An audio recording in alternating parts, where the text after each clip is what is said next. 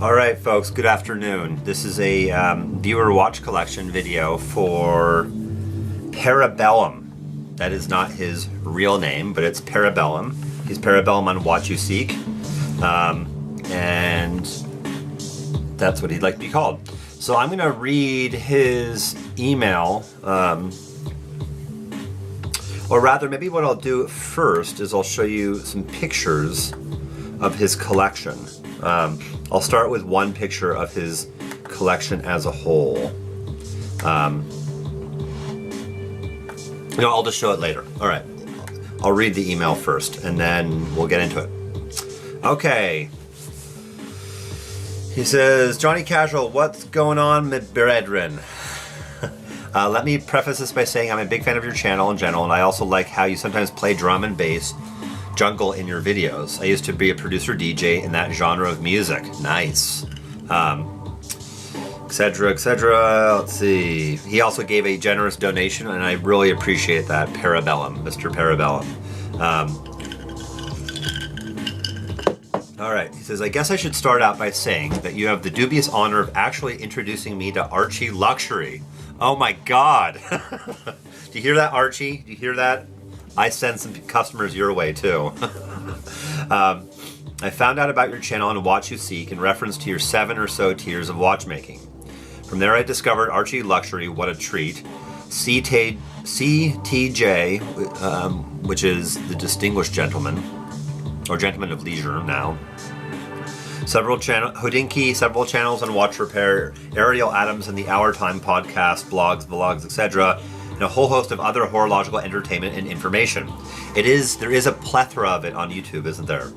I guess I had never really sought out something as arcane as horology out in new media, aside from just forums, and your channel was the gateway. Well, that's pretty cool. So I guess I'll start from chapter 1, verse 1. My first watch was given to me very early in grade school, after kindergarten for sure. I think maybe first or second grade. My parents are quite old school. They are not into watches themselves, but my grandfather had a Patek pocket watch, and my grandmother often wore a Cartier or Rolex.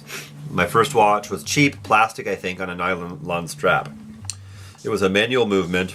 This was before Tamagotchi or anything like that. And I guess in a way, it was a way to teach a kid responsibility after taking care of something without the risk of death, like with a goldfish, a quail, or a hamster. Quail, that's pretty random. I remember being told about having to wind it every day, taking it off when I wash my hands, along with lessons of learning how to tell time. Unfortunately, I don't have this watch anymore, nor do I have the other watches of my childhood, which include a Swatch, Timex Fossil, and a JDM Casio G-Shock. After high school and some college, I joined the Army. Some of my superiors had quality field watches, but I just couldn't justify the expense. Luminox was popular, not my thing, as was Rolex. But I just used Timex, utter shit, and Casio, and just replaced them often. I also had a Citizen Quartz Chrono field type watch. It broke in record time and was binned. After getting out of the Army, I went back to school, finished undergrad, went to law school. I have almost completed my JD. JD, is that... I don't know. It's a doctorate of some kind, right? Anyways. The only watches I have in my collection are those I've had since... You say collection in quotations. Are those I've had since leaving the military. I don't have my childhood nor my field watches. You'll always have your childhood. This is a shame, even though they were dog shit by anyone's measure, not just Archie's. Here's my first post on Watch You Seek. It is in much more abbreviated form than this email. Okay, etc. Then I think there's some pictures on that post, which I'll probably just do a slideshow at the end of this video. So the first Citizen I bought. It was the first watch I had owned with a metal bracelet. I wish I understood the concept of an integrated bracelet and why that was incredibly undesirable. Live and learn. However, I'm glad I bought that watch. It taught me that I really do like wearing a watch, even when I really don't need to. I needed one in the Army.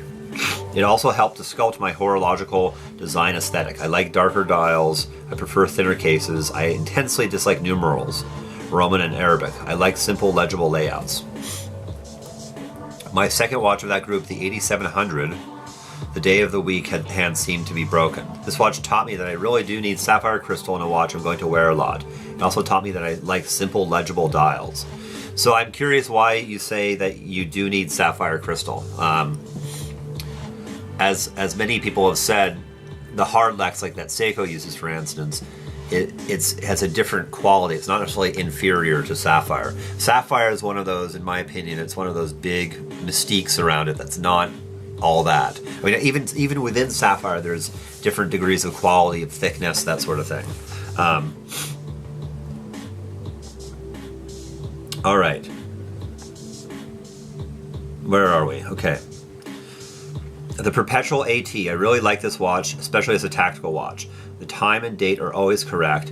It has a big face and is legible in low light. I wish I had it in the Army. It's been all over the world with me in my travels. Africa, Peru, all over Europe. It doesn't have a GMT function, but other than that, it is a great travel watch, although it is a bit bigger than I prefer when not in full battle rattle. Pebble, I won't bother talking about this. Pebble. All right. SARB 033, which I believe is the same. I believe this is the same one that TGV at Urban Gentry has. What a great watch, JDM Seiko. This rekindled a love in me for mechanical watches. This is a love I had not felt since grade school. I can't even describe how wearing this little Japanese watch made me feel. Just completely full of life. More rambling. I love firearms and riding motorcycles, and what I love is just being one and communing with a machine. Horology tickles the same spot as my other two big hobbies. That's a really interesting way of putting it, I must say. That I haven't thought of it that way before. Being one with a machine, and I think that's partially why I prefer mechanical watches, automatic watches, is because you feel that you're more aligned with it, that there's more responsiveness. It's not just like a undead creature. Although I found that I don't feel this, like the Citizen Echo drives and solar watches in general feel more alive to me. They're not quite like automatic watches, but they're more so than just plain old quartz. And I think that's because they respond to the sun. That there's actually some connection with the environment. So there's interesting how, watches and the relationship that you have with them as a machine. I mean, I think this is why people like their cars or motorcycles, which you have to be one with or you're going to die. So I know, I'll continue on here. So I know Archie is a joke, sometimes a sad joke, but I agree with you that he's being truthful in his videos to an extent. And really, I think there's common ground between both of you. You both think you should buy what you love and wear what you buy. I would say Archie isn't a total joke. I think that's a whole other thing I won't go into here. I don't think he says you should buy what you love, though. That's where I feel he has said that once or twice before when he's kind of come out of character. But when he's in the Archie Luxury, he's very clear about you buy these watches. And this is why it baffles me that people pay him for watch reviews, because he says the same. He recommends the same half a dozen watches again and again and again. There's no variation. Both of you agree that used is a better value. Yes, that's true. You both think every collection needs a quartz movement. I don't think either of us say that. I've said that I like having a quartz watch for the grab and go effect. I don't think every collection needs one. I've never heard Archie say that. I could go on, but I'm sure you are aware of some of the commonalities. Honestly, though, I have always had a love for Rolex, and I've never really shied away from what the brand represents. Even in the Army, Rolex represented class divisions, and that was always acceptable to me. In a way, I guess I agreed with Archie that it is better to stick with the mid-tier microwave dog shit. I think you actually corrected this in a later email. Let me just make sure. What did you say here? Skip, not stick. That it's better to skip the mid-tier microwave dog shit and just go to Rolex or at least Tudor. Yeah, that's a whole... I've talked extensively about that. I disagree, personally. I mean, it really depends upon what you want out of a watch. I think what you're saying and what Archie says and what other people say, I think CTJ has said similar things. It's based upon certain things at the expense of other things. It's kind of like saying that there's only one way to collect watches. There's only one way to care about watches, and if you care about it, then that's true. Then skip the mid-tier and get yourself a cheap Omega or Tudor or something like that used. But if you're enjoying watches for other reasons, for the design, for the quality of the craftsmanship, for the reliability of a solid ETA movement, then mid-tier offers a lot. It offers a lot of bang for buck, actually, because you're getting a watch that is actually relatively close to an Omega or a Tudor, even some of the Rolexes in terms of the fit and finish, in terms of the craftsmanship, but for a fraction of the cost. My Oris Divers Date was probably, as far as fit and finish goes, and handcraft, like the quality of the physical watch you could hold in your hand, it was probably about 80% of a Seamaster, maybe 90%. It was pretty close, but the price was half or a third. So I think there's something to be said about mid-tier watches, enjoying them for what they are, which is high quality. They're higher than the affordable watches, right? They're just nicer watches overall. But they don't have if you don't care about the brand prestige and some of the things, the in-house movement and that sort of thing, then mid-tier is just fine. All right. However, unlike Archie, I agree with you that cultivating your own taste is very important. I would never get an Omega Speedy Pro because I just don't like chronographs and I don't like Omega. I don't care if everyone needs one, which I agree. I don't think everyone needs one. I think that's ridiculous. The same goes for divers. I don't want a no-date sub. I just don't like divers. My thing is sporty, water-resistant dress watches, dressy, thin sport watches. I like a plain, understated look, and I've cultivated this aesthetic. You say atheistic, but I think you mean aesthetic, through trial and error with cheaper examples before stepping it up. And unlike Archie, I didn't go for the Explorer 1. The Moonwatch and Explorer are both commemorative pieces. It's marketing hype. In my opinion, the Oyster Perpetual is the embodiment of what Rolex is, an automatic in a waterproof screwback case. It's the cornerstone of the brand, and the 39mm variety is just the modern embodiment of the breed. It's interesting that you call the Oyster Perpetual as the cornerstone of the brand. I wouldn't necessarily look at it as the cornerstone. I think the Oyster Perpetual is sort of, it's the entry-level Rolex, really. It is to Rolex similarly to what I guess you could say the Seamaster is to Omega, kind of. But it's the most affordable Rolex. It's the only Rolex that you can buy new for under $5,000, I believe. There might be one or two others, but I think of the main, of the Oyster Perpetual, the Submariner, the Explorer, the GMT Master 2, etc., the Oyster Perpetual is the cheapest model. What's next? I'm not sure, but I'm taking your advice and just enjoying what I have for right now. I really like the channel, so please keep it up. Sorry if my email wasn't so great. It's my birthday in literally 2 minutes, and I'm a bit drunk. No problem. Fuck proofreading and warmest regards. All right, so let's, later on, he says that he ordered 2 Chinese Seagull watches today, a Nomos Homage Rodina R005 and a Seagull 1963 chrono. I thought you hated chrono. Maybe having a real hand-wound column wheel chrono will win me over, even if it is Chinese. Okay, you're curious about it being Babak, and then you got them a couple of days later. And it sounds like you're a little disappointed. You say something about, well, let's take a look at his collection, so you know what I'm talking about, and then we'll talk over it. All right.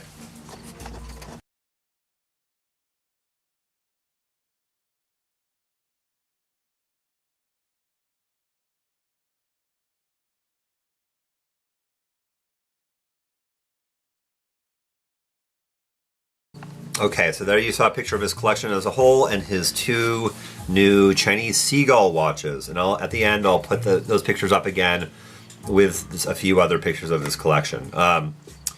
So just a few more things. He says, the Rodina I got as a dress watch. I feel like I needed something with a leather strap, white face, secondhand subdial, just if I'm feeling especially formal. The chrono, well, honestly, I mean a mechanical chrono for around $300. You can't even get that with a Russian Strela. So I just really like it was worth the gamble. So a little later on, his first impressions of the Rodina R005 Nomos Homage showed up. Okay, he says the bad first. The strap is really bad. It's both very thin and simultaneously inflexible leather. I have 7.5-inch wrists, and the strap is a little small for my tastes. Also, the rotor is really noisy, but it's not the volume that is annoying. It's the quality of the sound. My Rolex's, what's the 3132 rotor is silent as far as I can tell. My Seiko's 6R15 rotor makes a pleasing, clicky ratchet sound. I actually like the sound of a rotor, and I like that feeling that you can feel it. Some of my watches I can feel it, some I can't.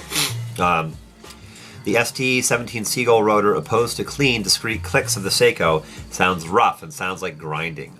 I learned before my purchase that this is normal for the ST17, so it doesn't put me off, but very worth mentioning. I wonder why that is. It must, I mean, it's probably going to wear much faster. I haven't had a, okay, so you haven't tested it. Okay, and this actually, it's interesting. You say when you got the Rodina, I was looking for dress watches, and I was really considering an Orient Bambino. I'm sure the Orient is the better quality watch, but the funky appeal, low price, and sapphire of the Rodina swayed me. So far, so good, but we'll see how it holds up over time. A little bit more. We had ongoing emails for the last week and a half, and I just want to include everything that he said. He mentions that neither watch has a serial number of any kind, which again, that's to be expected. I think a lot of them. Cheap Chinese watches. All right. Anything else? Skipping through. Okay, then he says, branching out to test a new aesthetic starting on the low end. Not loving the Rodina, but I'll keep it as a formal watch. The 1963 Chrono I'm quite taken with. It's the only watch I own where it feels like the exhibition caseback is justified. I realize it will probably break in short order, but for now I like it. There are a lot of versions of this watch, and some are sketchier than others. This is the 38mm version, mineral glass back, slightly domed obverse crystal with the 21 Xuan dial out. Of all the versions made, this is the one I wanted most, and it sounds like these reissues are getting scarce, so glad I got it. And then there's that picture of, okay, so let me take a look at his watches again. And one thing you didn't specify is what you were asking of me. So I'm just going to comment in general and maybe throw out a couple things to think about.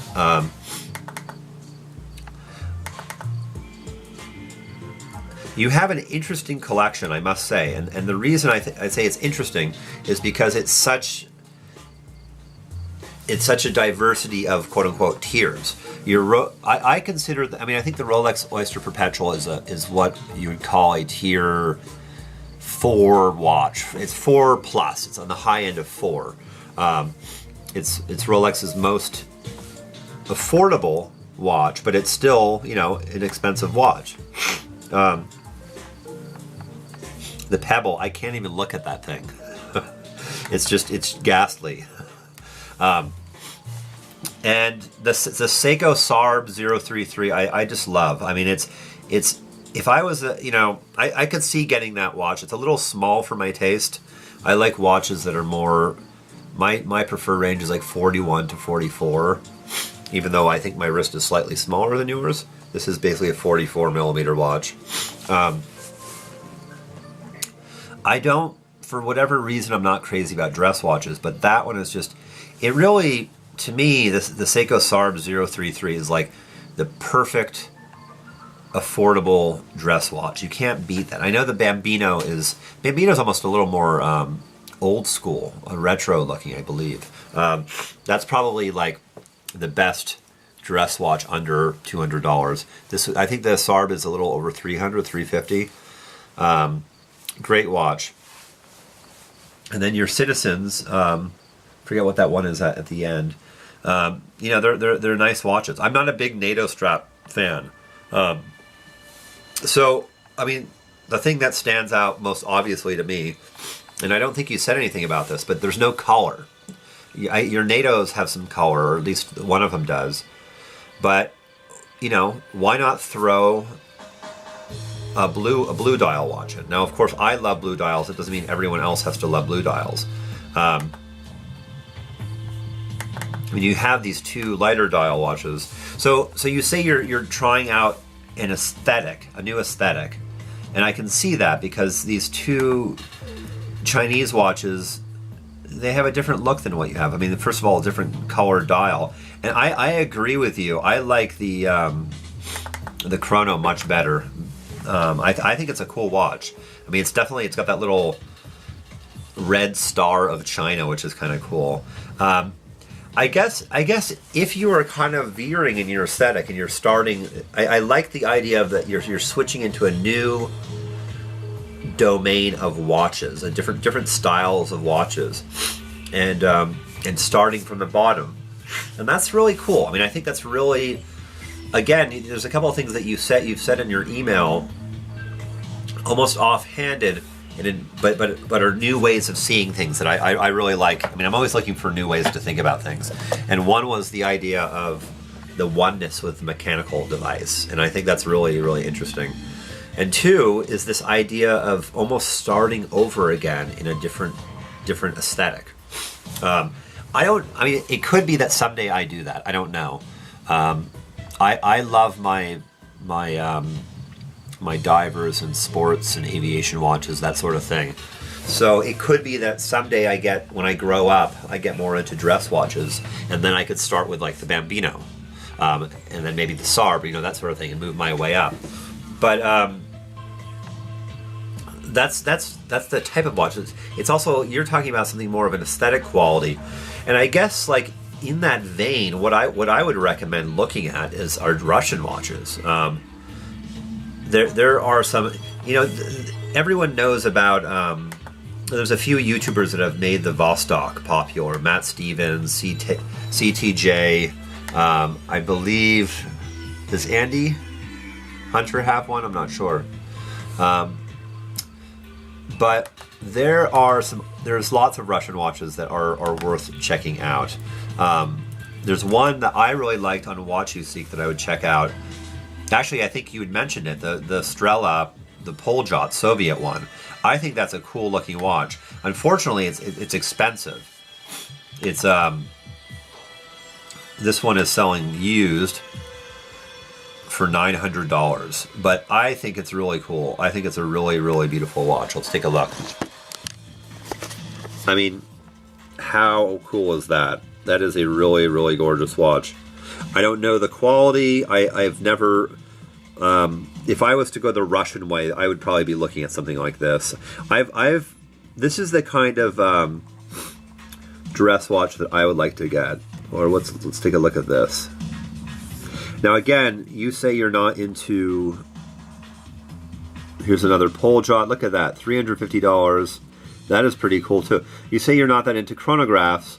But I think the bicompacts could be a way to stretch that a little bit, because the bicompacts generally have a cleaner, I mean, I wouldn't get like a, you know, some of the Citizen and Seiko chronographs get very complicated. But this is pretty clean. I mean, it has complexity, but it holds together. So that's what I would look at. I would also look at, I think I could see you veering into sort of retro-ish looking watches. I mean, I would look at Hamilton. Look seriously at the brand Hamilton. They make a lot of watches, like the Jazzmaster, for instance. It's a quality, lower tier 3, mid-tier watch that might, you know, hit some of these. Or that one that TGV just got recently. I forget what it's called. He got a very Art Nouveau-ish Hamilton dress watch. So yeah, I guess that I would just encourage you to keep on exploring. It seems like you want to veer off to the side and explore some of the nooks and crannies out there, like the Chinese watches. Got cut off there, battery died. I have 2 batteries, thankfully. But I'm probably mispronouncing Poljot. So please, somebody correct me. But I think that, I mean, I'm looking at that right now and I'm kind of wanting it. And I could see, for me, you know, what you're saying, I think like one I've talked a little bit about this, and I actually did a video that I didn't upload. And I would like to do a video about this, but I think that we have collecting cycles. We go through different cycles or waves, and there's a sense of, you know, we want, you know, it's related to this idea of the collection end game. I don't think that most of us will never be done. We'll never finish collecting, but you can reach the end of a cycle. So for me, it's interesting to think about, well, what would be the end of my current cycle? And I have some ideas about that, and I can probably put that into a video. But it seems like you completed a cycle, and in a way, you got that Rolex. I don't know if that was the last watch you got. I forget. I don't think it was necessarily.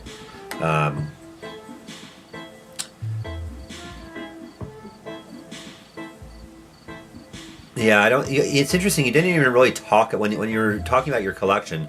You barely talked about the Rolex until the very end, and you weren't directly talking about it in the context of your collection. But anyways, you didn't specify whether that was the most recent watch you got, but it kind of completes a certain aesthetic. This sporty dress watch, right? The Sarb. I mean, you could fill it out more. You could get a Bambino, but you're probably just going to be filling in gaps in something that you already stand. I think that's why you've started this new cycle, and you're looking at some of these other watches. And I could see going through a similar. I've long wanted to get more into vintage watches. There are some vintage watches out there, like that Poljot. I mean, of course, the Omega 300 from the late 60s is just a classic. But I'm sure there's other stuff. I occasionally see, like, I saw a vintage Citizen on Watch You Seek right now. That's like $250.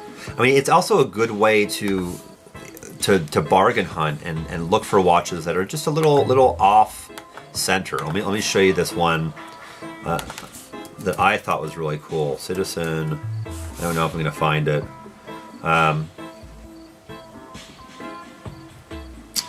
Let's see. Oh yeah, here it is. Citizen 7-star Para Water. I think this is a really cool looking watch. I don't know. It's $225. My guess is it hasn't been serviced forever. But check this out. I think that's a really cool, interesting looking watch. It's definitely beat up, but that's the way of. See, look at that, pretty beat up. But it's just like asking to be worn, to have a nice strap on that thing. So yeah, I could see doing something similar to you. My current collection cycle, which I don't want to fill up this video with that. I feel like it's coming close to an end. There's like maybe one or maybe two more watches, and then I'm going to take a break and just, I'm going to sell off a couple more, buy this final piece, and then kind of enjoy what I have. And I think I could see dabbling, like as this is over, before making any larger purchases, dabbling with some vintage pieces like the Citizen Para Water, maybe a Poljot, something like that. So yeah, I don't really have any advice other than I would check out some of the Russian watches, Poljot in particular. I would check out Hamilton for some of the more reissue-y type stuff. A little more expensive would be Longines. Longines has some great, the Heritage collection might suit you as well. Although the Heritage might kind of meet your old style and your new style. But I think what you're on the right track right now as far as like you're developing a new aesthetic, or you're expanding your aesthetic to include a new type of watch, a type of aesthetic. And it's best to start modest, like to start with these quote-unquote tier 2 watches. But just one final thing about your collection, what I found striking, I didn't finish saying this, is that you have one tier 4 to 5-ish piece, and then the rest are all tier 2.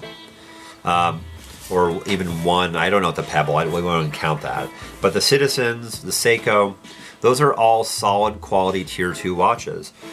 So you don't like the mid-tier, and I recommended Hamilton, but at the same time, you might find some of the things that you're looking for in that mid-tier. So all right, I'm going to leave it at that. I will end, and I'll put some more pictures up, and so that people can take a look at your collection. All right, later, folks.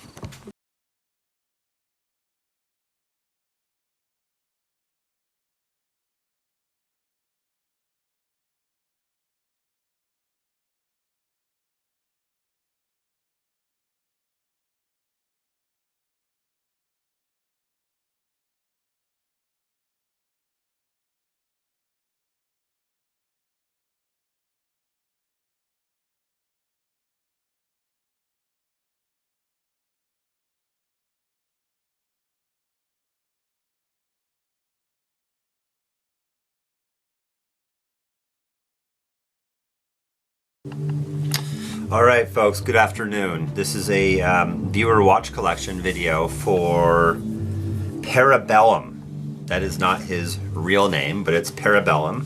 He's Parabellum on Watch You Seek. And that's what he'd like to be called. So I'm going to read his email, or rather, maybe what I'll do first is I'll show you some pictures of his collection.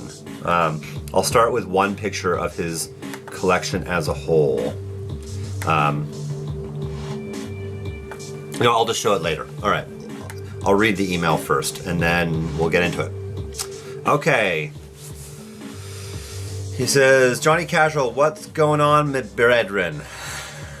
Let me preface this by saying I'm a big fan of your channel in general, and I also like how you sometimes play drum and bass jungle in your videos. I used to be a producer DJ in that genre of music. Nice. Etc., etc. Let's see. He also gave a generous donation, and I really appreciate that. Parabellum, Mr. Parabellum. All right. He says, I guess I should start out by saying that you have the dubious honor of actually introducing me to Archie Luxury. Oh my God. Do you hear that, Archie? Do you hear that? I send some customers your way too. I found out about your channel on Watch You Seek in reference to your 7 or so tiers of watchmaking. From there I discovered Archie Luxury, what a treat. CTJ, which is the Distinguished Gentleman, or Gentleman of Leisure now.